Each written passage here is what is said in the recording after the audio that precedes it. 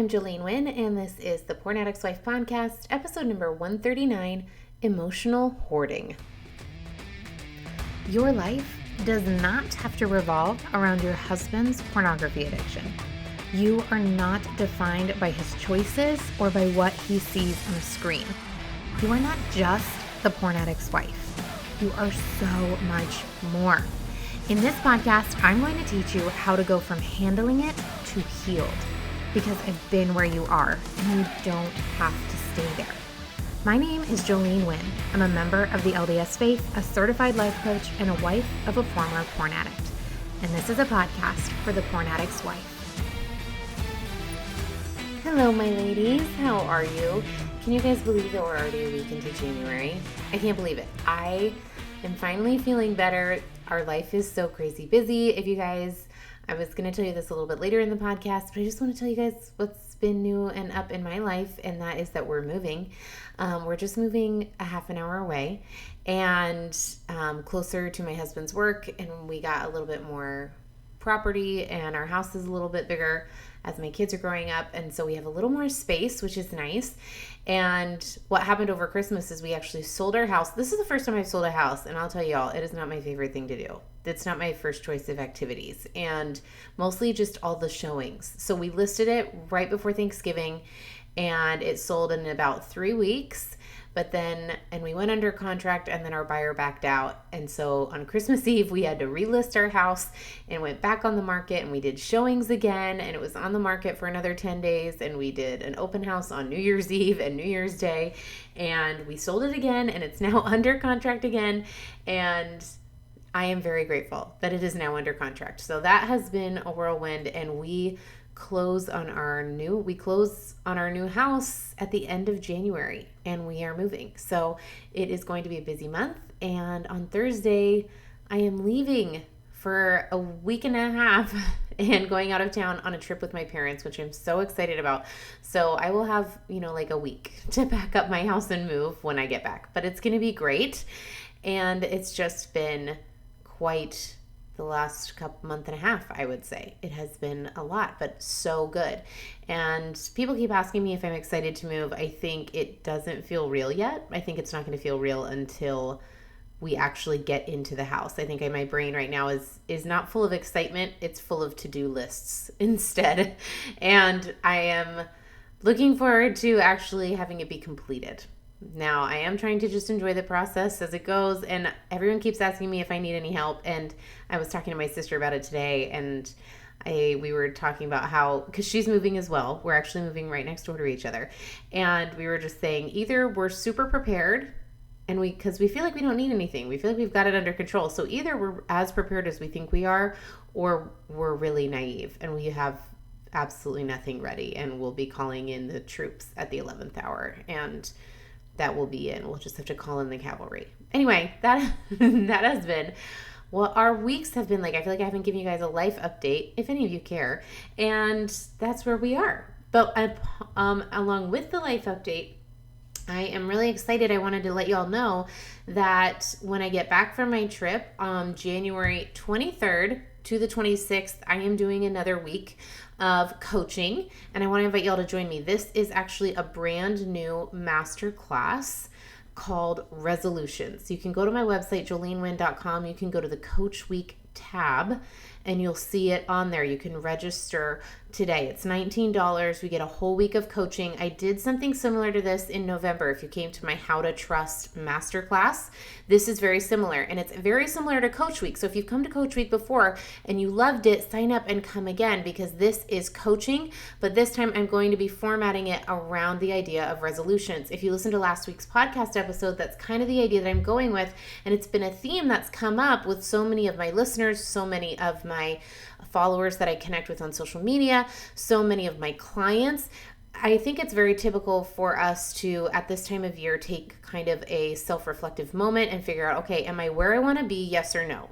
And if the answer is no for you, if you ask yourself that question, is there anything in my life that I want to change? Is there anything that I want to up level, that I want to shift, that I wish were different? If you answer yes to any of those questions, then I want to encourage you to sign up for this class, because I am going to go with you and I'm going to help you figure out what it is that you want if you don't know already. And teach you how to get it, because there's going to be so many things that are in our way, right? We have so many reasons for why we're not doing the thing that we really feel called to do. And I want to help you figure out what those are and work out a plan to overcome them so that you can actually have a year in a life that is yours. So you can become the woman that you want to be and overcome the things that you want to overcome so that you don't have to feel like you're held back.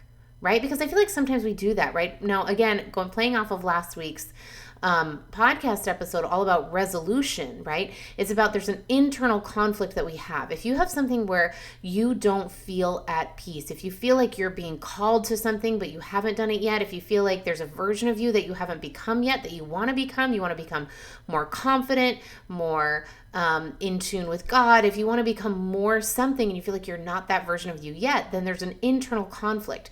Resolutions are all about resolving that internal conflict, and that's what this whole course is about. Again, it's just $19. It's 4 days long. You will get access to the recording for the whole week.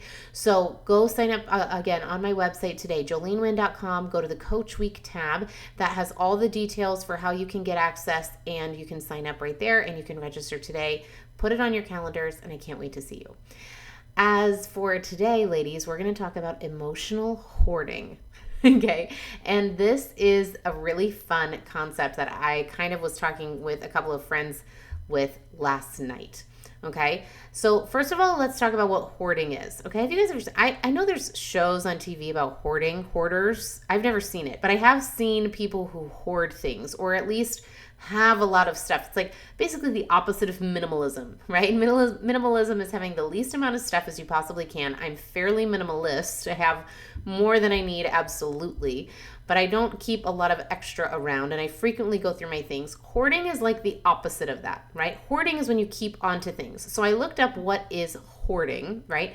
And so the definition of compulsive hoarding is a persistent difficulty discarding or parting with possessions because of a perceived need to save them. And there's so many things that are so good in this definition, and this is the definition we're going to use today as we talk about emotional hoarding. So as we talk about hoarding, if you guys think about what it's like to see someone's house who just has so much stuff, I want you guys to think about that in terms of emotions and how we hold on to our emotions. And really the thing that I want you to really focus in on this definition is a persistent difficulty discarding or parting with possessions or emotions because they have a perceived need to save them. It's not actually a need. It's a perceived need. We think we need to save them and we don't, right? Now, here's what I want to talk about in terms of emotions, right? In terms of possessions, it's keeping on to physical, tangible things. In terms of emotional hoarding, it's keeping your old emotions. We don't want to get rid of them. All these old hurts, we like to keep them with us. We like to hoard them internally, right? This is why we call it holding a grudge. We really like holding grudges. We like to hold on to that past hurt, to that past pain, to the judgment, to the judgment of the other person. We like to keep these piles of emotion inside of us, and we don't want to let any of them go because we attach meaning to all of it, and we want to save it because we think we might need it someday. A perceived need to save them. We think that they're important to hold on to. And we think that maybe one day it might be useful, right? We want to keep these emotions with us. We want to keep the pain. We want to keep all of these past emotions because we think that it's important to save them, but it's not actually. Okay? Now, when we allow ourselves to emotionally hoard and hold grudges, we don't want other people to, especially if it has to do with us, right? We want them to get past it. We want them to get over it, but we want to be able to keep our hurt, but we want them to get past it, right? Especially if they're the ones that are judging us, right? So if we are holding a grudge on somebody that hurt our feelings a long time ago, we feel like that's justified. And yet we have a difficult time if someone else is holding a grudge against us, especially if we think that we've atoned for it or that we've changed and we think that they should just be able to get over it sooner, and can't they see all the work that we've been doing, right? And yet we don't often offer offer that same grace to other people. We want other people to hold it for us. We want other people to let go of their own emotions, to clean out their own emotional mess. And yet we want to have the permission and the justification to hold on to all of the emotion that we want to. We want to be able to keep all the pain and all the anger and all the hurt because they did this to us and it's not my fault, right? Now, here's something that I thought of as I've been showing my house and cleaning it and getting it ready for other people. I was thinking, I was vacuuming and washing, I was vacuuming my carpet the other day, and I saw a stain on it from some paint that I had spilled, and I thought, this is so interesting because I know exactly what this stain is from, so it doesn't bother me.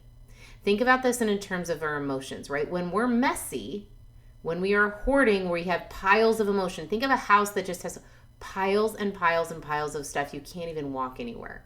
When you walk in, you can't even open the door all the way. That's how cluttered and messy and so many piles of stuff just everywhere. I've seen a video. I know I'm going, follow me, ladies. Today is a little bit of a, just train of thought kind of episode, okay? I saw a video one time of someone's house and they walk in and you can't even go through the front door. You have to turn right. You can't go into the hallway because the hallway is blocked with just piles of junk. It's like tools. There was an old toilet.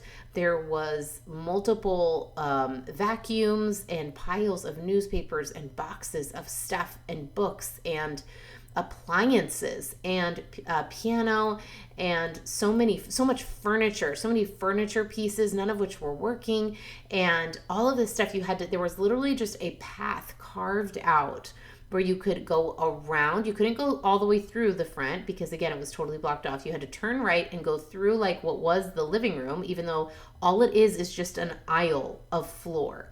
And then there's just piles all to the left and right of you. You couldn't even get into this house. And you walk through the aisle all the way around, and that's how you could get into the house. And the whole house was like this. You could not, there was nowhere to sit, there was no space, and yet to a hoarder, all of that stuff, you have a perceived need to hold on to it. To that person, this was stuff they needed to hold on to. Think of this emotionally. We have piles and piles and piles of emotion that we feel like is necessary, that we have to hold on to it, and it just creates a mess, right? But when we are messy, when we are hoarding, we're very comfortable with it. We're very comfortable with our own mess. We're very comfortable with our own hoarding, with our own emotions. But other people's emotional hoarding is uncomfortable in the same way that other people's mess is uncomfortable, right? So going back again to selling my house and I see this stain on the carpet, right? I don't even see the stains anymore. We've been here for 7 years. Some of them are bigger, some of them are smaller, but there's this, a few stains on the carpet and I don't even see them anymore. There's a little stain on my rug from when she was 1.5, who found a magic marker and she colored on it. I don't even see it anymore. I don't even see the stains. But someone else, I thought of this when I was vacuuming. I thought someone else could come into my house, and I've had so many people walk through my house in the last couple of weeks. Someone else that could come into my house and go, ew, I wonder what this stain is from, right? They're uncomfortable with it because it's not their mess. It's mine. And I'm okay with my mess, right? So applying this to emotions, when we are holding on to past emotions, when we are emotionally hoarding, it's like we had a stain a long time ago. Something happened, it spilled, it left a stain, a residue. There's something to identify that the event happened, right? And it's okay. We understand it. We know what happened and what it's from. And we may even know exactly where everything is in our emotional hoarding house, right? There are people who are hoarders and they know exactly where everything is. There's lots of people who hoard and they don't know where anything is, right? And I think that's the majority, but you may know where some things are, right? In your emotionally hoarding self, right? In your emotionally hoarding house, there are some things that we're holding on to that we know we're holding on to, and we know exactly what they're from, and we know exactly where they sit, and we're very comfortable holding on to them. There's lots of stuff we don't know that's in there, that we don't recognize that we're hoarding, but there's a lot of stuff that we do, and we know exactly what pile it's in what corner of what room, right? And we keep it there on purpose, right? But we get uncomfortable with other people's emotional messes and what emotions they're hoarding. And we think things like, why can't they just get past it? Why can't they just let it go? Can't he see that I've changed? Can't we just move on, right? We think that we want other people to let go of their past emotions, but we want to reserve the right to keep ours with us forever. Isn't that fascinating? We want to be able to keep our emotions around, especially our past emotions. Why? Because we like our stuff. It's comfortable, right? It's what we know. It's familiar. And it validates the story that we've been telling. I think this is the number one reason why we keep our past emotions, why we have such a difficult time letting go of all the pain and the hurt and the anger and the suffering and the story that we tell ourselves, the labels that we put on ourselves, because it validates the story that we've been telling. And we're so used to telling the story, and it's comfortable. It's the story that we think is just fact, right? It's even how we identify ourselves, right? Even just as I said that, putting on these labels, right? I'm a hoarder, right? That's a label, right? I have anxiety. We take these emotions from the past. I am depressed. It's not just I feel depression. It's I am depressed. We take on these past emotions, we hoard them, we hold on to them, and then we identify as them. We keep them with us. They're part of our identity. I suffer from betrayal trauma. I was betrayed. It's not just I feel betrayal. It's I was betrayed. I am betrayed, right? I can't trust because of what he did, right? It becomes very difficult to even want to let go of it because we don't know who we will be on the other side of it. Who will we be if we let go of all the distrust, all of the discomfort, all of the self-consciousness? That lack of confidence that's been around since 6th grade, did you even know who you would be if you didn't have that? What if you were able to let it go? Our brain is very afraid of what it doesn't know, and what it does know is what we've been holding on to. What it does know is the self-consciousness that comes up when your husband's been looking at porn and then he wants to have intimacy with you, when he wants to be intimate, right? What your brain is comfortable with is the lack of self-confidence it feels in a room when there's more than one person. What your brain understands and recognizes is the fear of relapses. And it's been holding on to that fear. It's been hoarding that emotion of fear, and it doesn't want to let it go because it doesn't know what it's like to not have it.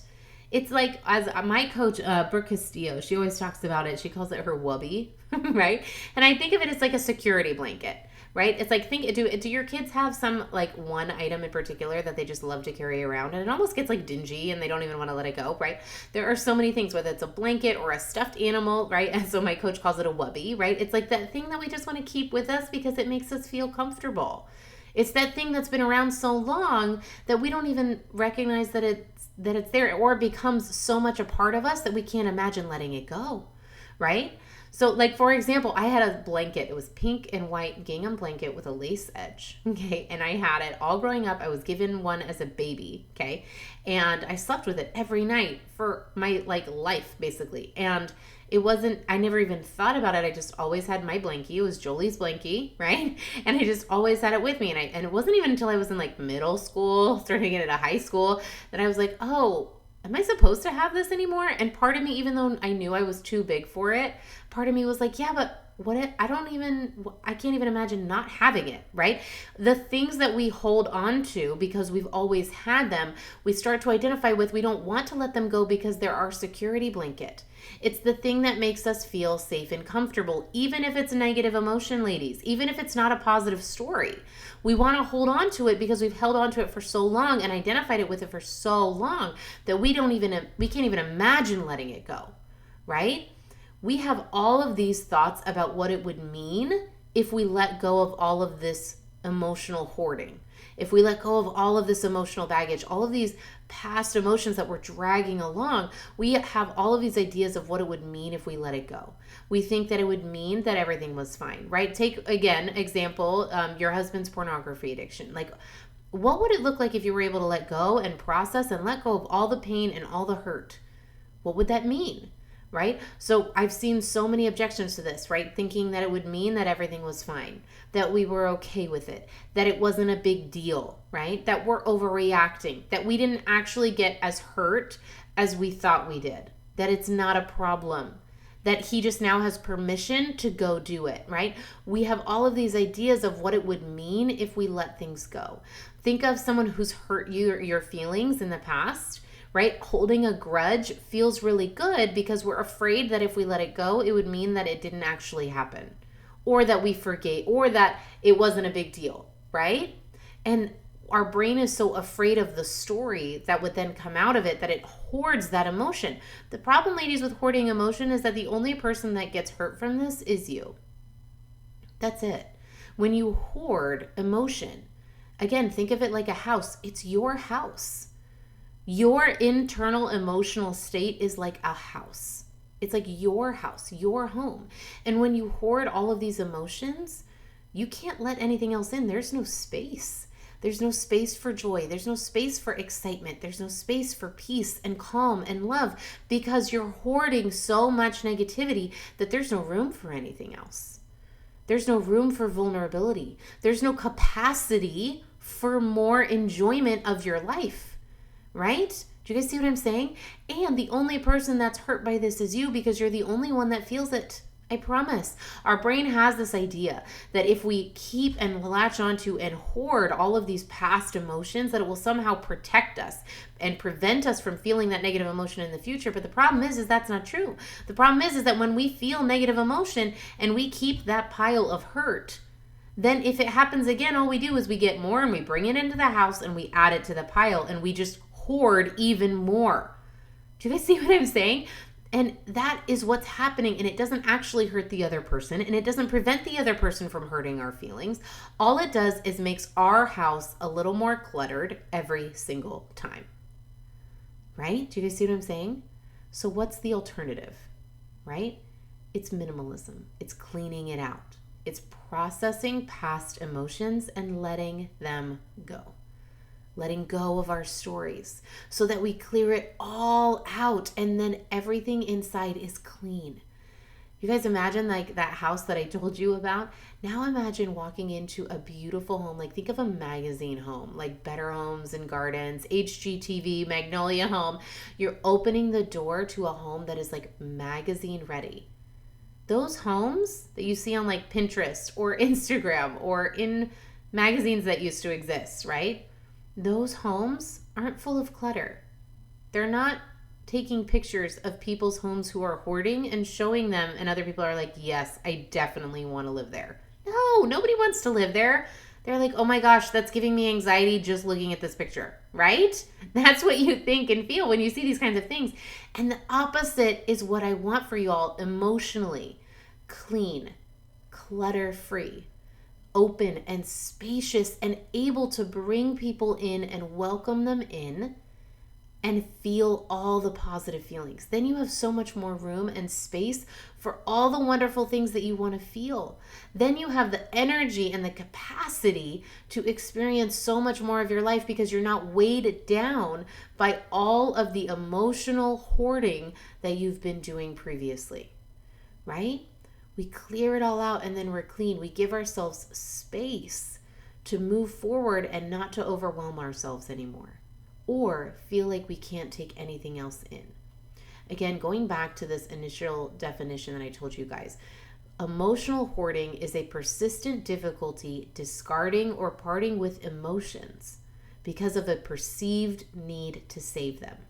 Ladies, there is no need to save your emotions. Your emotions don't need to be saved. They're not meant to be saved. They're not meant to be hoarded. Emotions are meant to be felt. That's what we do with our feelings, ladies. We feel them and then we let them go.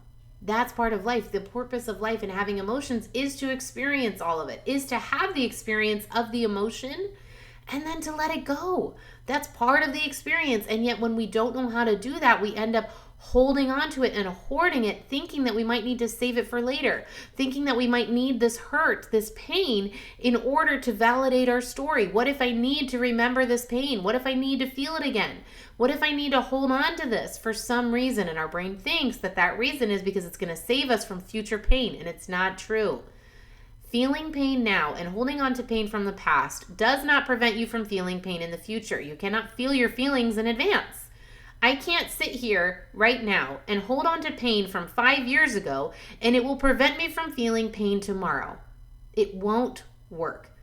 Because if I'm holding on to the pain from my husband relapsing 8 years ago and my husband relapses tomorrow, I'm going to just take that emotion from tomorrow and I'm going to add it to my emotional hoarding from 8 years ago. That emotion from 8 years ago is not going to prevent me from getting my feelings hurt tomorrow, ladies. Do you guys see what I'm saying?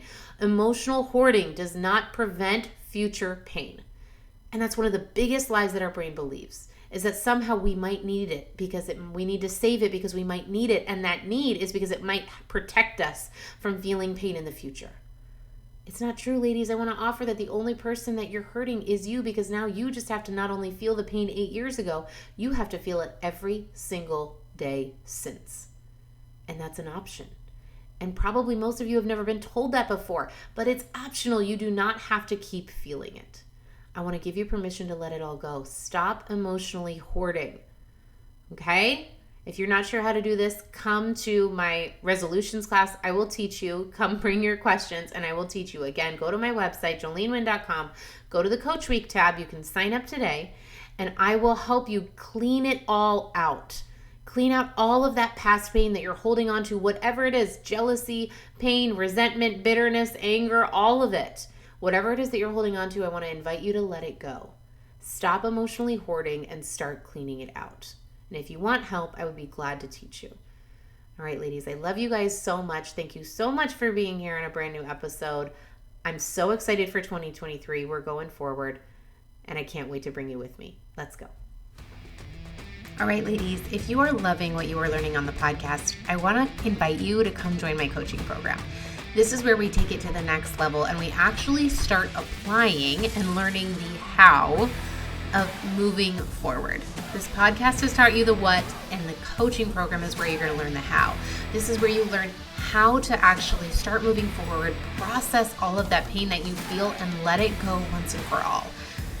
If you are ready to finally move forward and stop living a life that revolves around your husband's pornography addiction, then I want to invite you to come join me today. Just head to my website, jolenewind.com, and sign up today. I can't wait to see you there.